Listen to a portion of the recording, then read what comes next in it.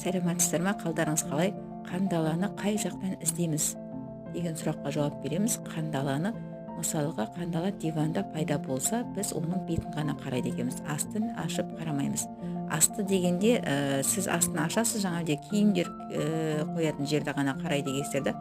Осылай тұрғызып табанын қарамайсыздар. Табан дегеніміз жаңағы біздің табанымыз полға қарап тұрады ғой, сол сияқты полға қарап тұрған жері табаны деп есептейміз.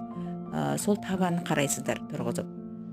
Және қандаладан құтыла алмай жатқан адамдар көп. Яғни сіз дәрлегенде сіз диванның бетін ғана дәрлеп айтқан шығарсыз.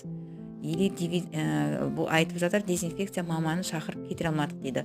Дезинфекция маманы шақырған кезде сіз көрпеңізді пакетке салып қойған шығарсыз. Олар сол кезде дәрілемей кеткен шығар. Сіз барлық бір затты ашып қарамайды. Сіз дезинфекция келетін кезде барлық заттарды дайындап қою керексіздер. Каналға тіркеліп лайк басып кетіңіздер.